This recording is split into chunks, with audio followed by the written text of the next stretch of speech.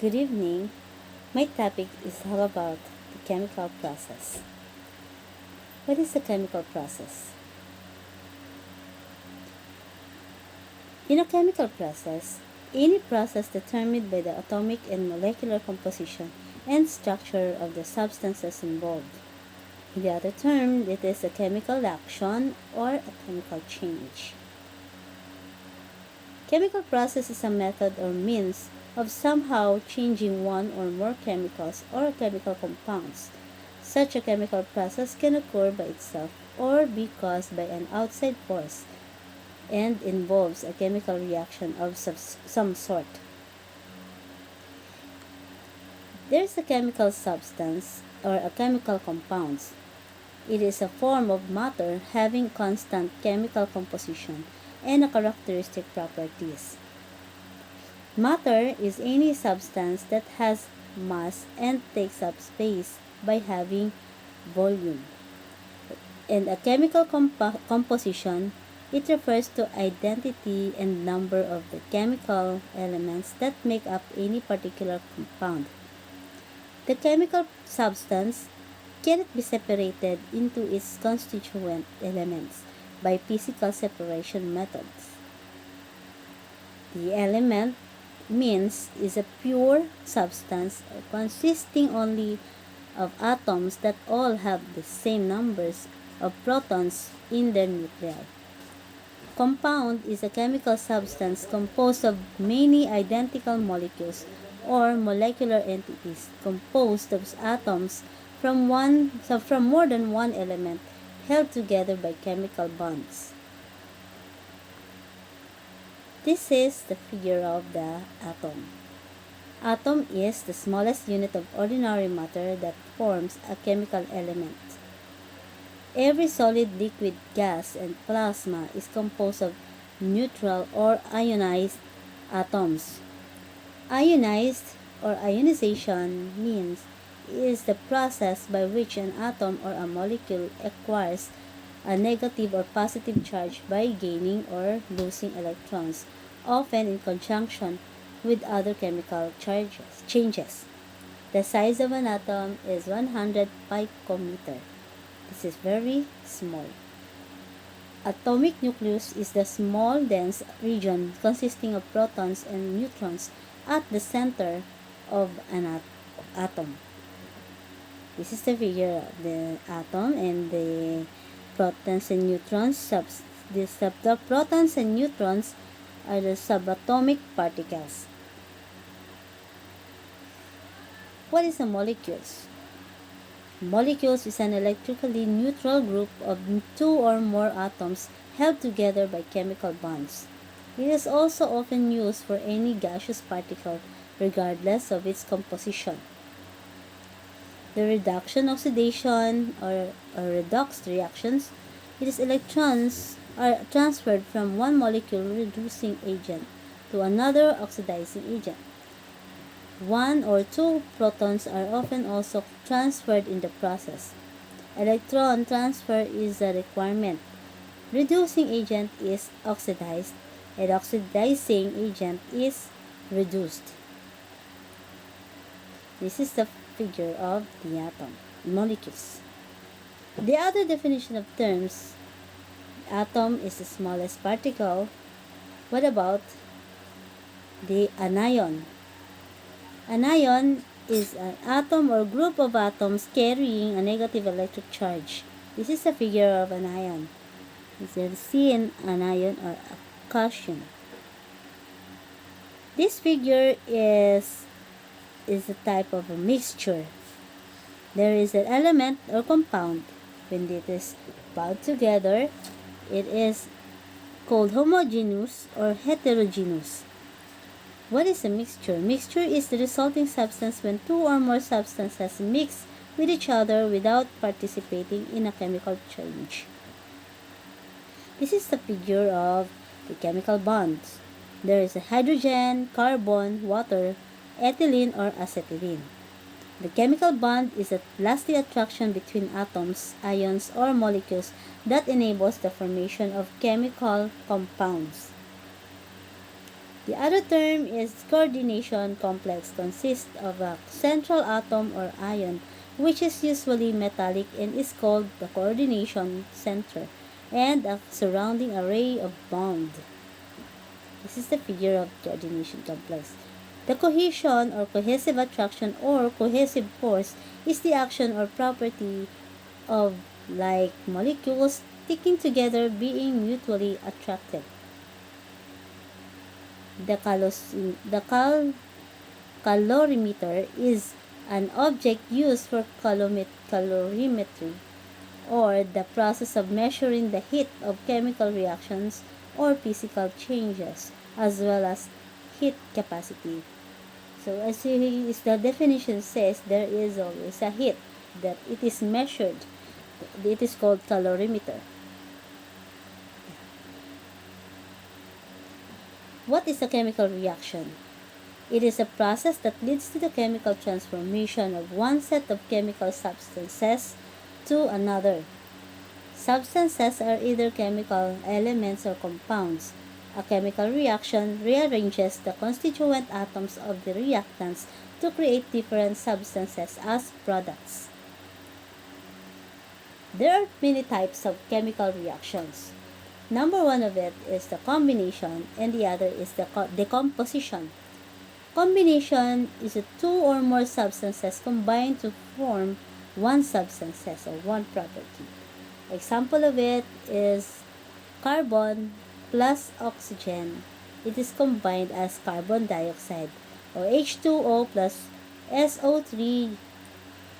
It is combined when combined together.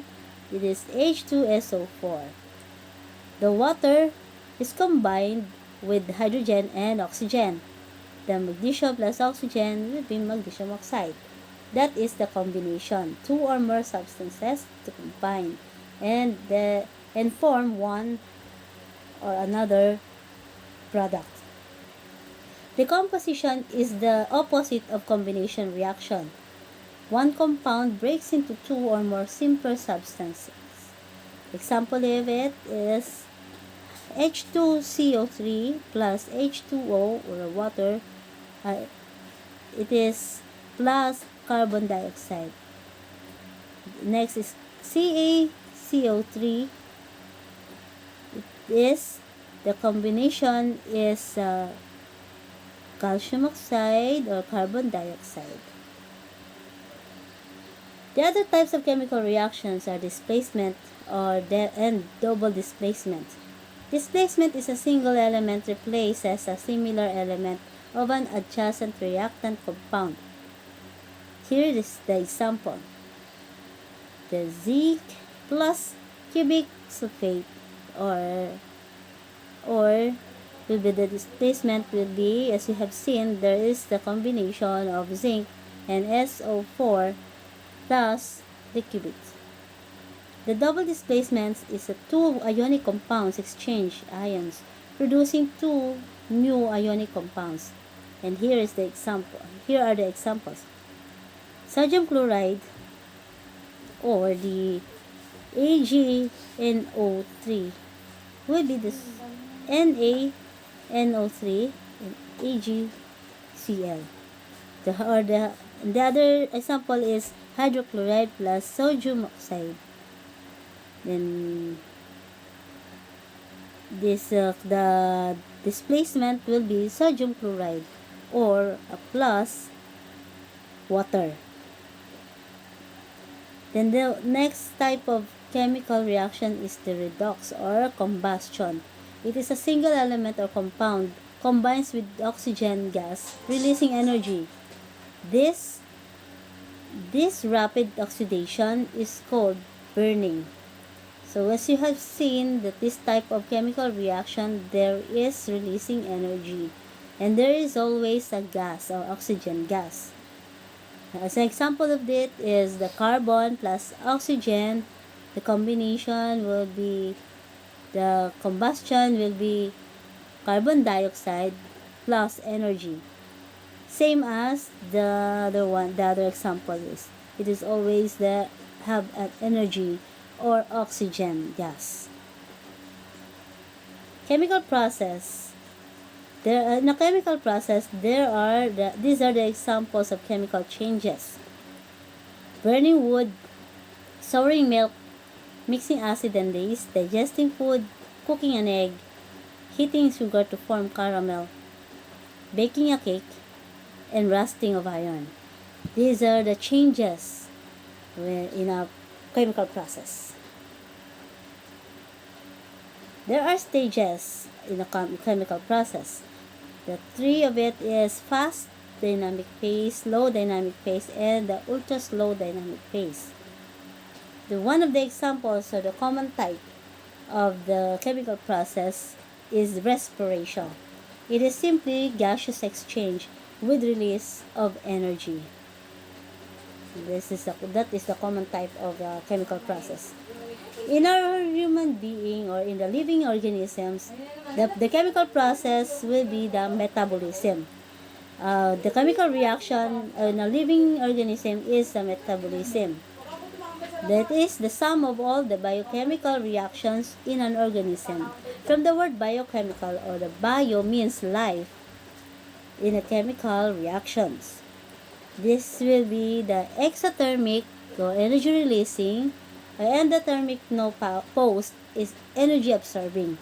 As we have seen or we have studied that our body is absorbing and releasing of toxins and absorbing our nutrients or the food that we eat.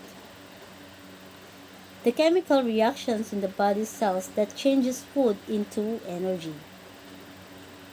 Biochemical process are the chemical process that occur in living organisms involving biomolecules. So these essentials involves biomolecules. So there's a life, the molecules that has a life. The essentials of it are oxidation, reduction, hydrogenation, dehydrogenation, hydrolysis, hydration, dehydration, and halogenation. What is enzymes? Enzymes are proteins that help speed up metabolism or the chemical reactions in our body. The example is the specific. Examples of it are, okay, there are the examples. Okay, let's return to the examples of specific enzymes. Okay. Okay, the example lipases, the lipase, metaphase, then it is those are the examples of enzymes.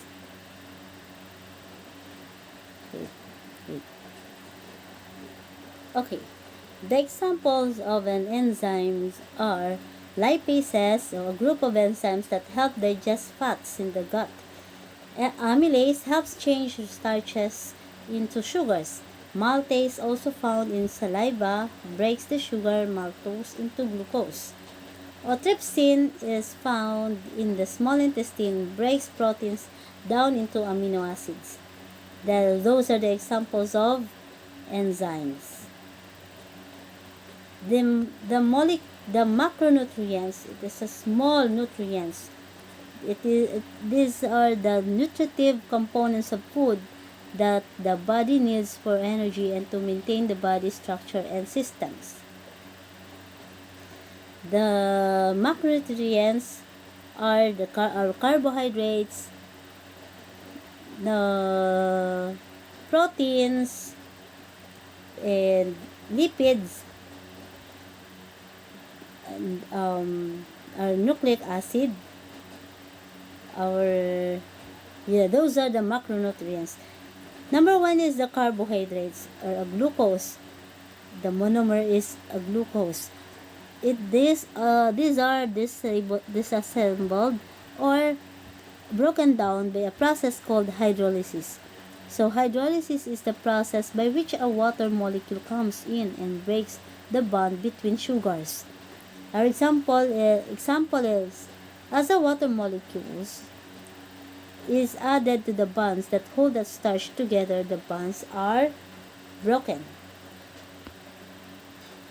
Protein, the monomer is amino acid. This semisynthesis is unique in invoking four distinct chemical processes to create the peptide bonds of a protein. Example, protein synthesis. It is the process in which cells make proteins. It occurs in two stages, transcription and translation. In the macronutrients, there is a lipids or a fatty acids. It undergoes some degree of chemical reaction, especially in the presence of heat. These are attached to each of the three carbons of the glycerol molecule with an ester bond through the oxygen atom. During the ester bond formation, these molecules are released. Three molecules of water are released in the process. Example, the hydrolysis, hydrogenation, and oxidation represent the major types of chemical reactions occurring to food lipids. So as you have seen, there is always water in the process and oxygen.